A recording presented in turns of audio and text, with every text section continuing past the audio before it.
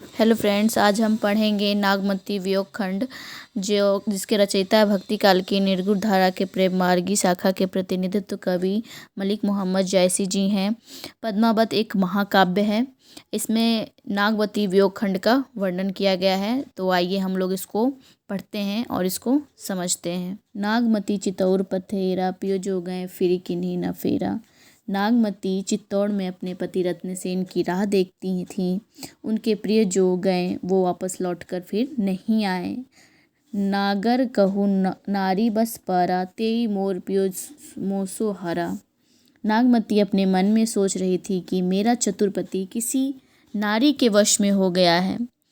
उसने मोहित करके मेरे पति को मुझसे छीन लिया है।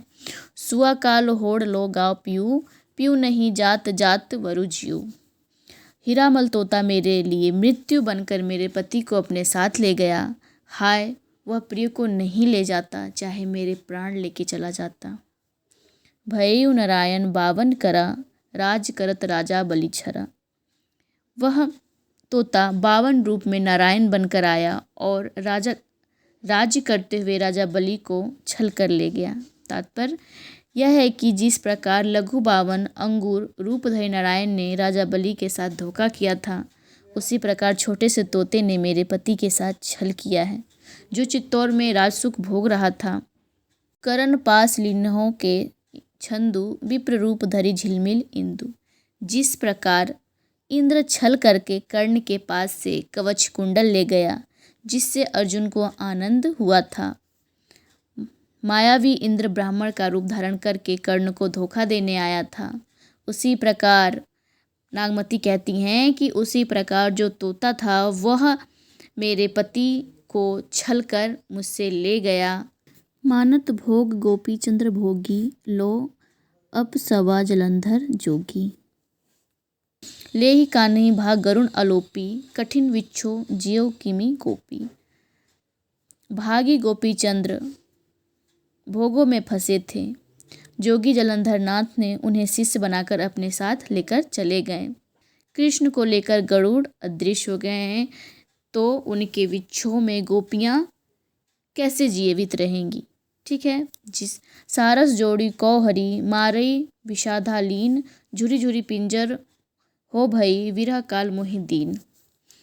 सारस की जोड़ी में से अगर एक जोड़ी को बहेलिये ने मार डाला तो उसे मारना ही था, तो वह मादा जोड़ी को मारता। तात्पर्य यह है कि मेरी और रत्नसेन की जो जोड़ी है वो सारस की जोड़ी के समान थी। मैं अपने पति रत्नसेन के वियोग में सूख सूख कर हड्डी का ढांचा मात्र रह गई हूँ। इस वियोग ने मुझे मरणासत्र बना दिया है। नेक्स्ट है पियू वियोग असबाउर जियो पपीहा नित बोले पियू पियू। प्रीतम रत्नसेन के वियोग में नागमती का मन ऐसा बावला सा हो गया है कि अब पपीहे की तरह वह पियू पियू रटने लगी हैं। ठीक। अधिक काम दाधे सो रामा हरि जा सुआ गयो पिय नामा। काम भावना नागमती को अधिक सताने लगी है। वह हीरामल तोता उसके नामी अर्थात प्रसिद्ध प्रीतम रत्नसेन को हरकर चला गया है। विरहवान तस लाग न डोरी रकत पसीज भीगी गई चोली। नागमती को विरह का वाण ऐसा लगा कि वह हिल डुल भी नहीं सकी और उसके शरीर से पसीने के स्थान पर जो रक्त निकला उससे उसकी चोली भीग गई। सूखा या हार भा भारी हरे हरे प्राण तजही सब नारी। नागमती का हृदय अर्थात सीना सूख गया है और उसे हार पहनना भी भारी मालूम पड़ने लगा है। खन एक आओ पेट मही मासा खन ही जाए जीव हुई निराशा। नागमती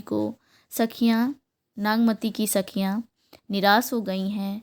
नागमती के शरीर की सभी नाड़ियाँ धीरे धीरे प्राण त्यागने लगी हैं।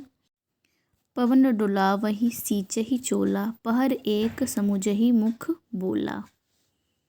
नागमती की सखियाँ उसका हवा कर रही थीं और नागमती के शरीर पर जल का सिंचन कर रही हैं।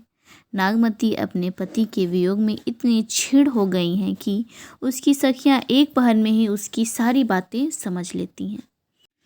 प्राण पयान होत को राखा को सुनाओ प्रीतम को भाखा। नागमती के प्राण जाना चाहते हैं, उन्हें कौन रखेगा? नागमती के प्राणों की रक्षा उसके पति रत्नसेन की बोली सुनकर ही हो सकती है। उसे उसके प्रीतम की बोली कौन सुनाएगा?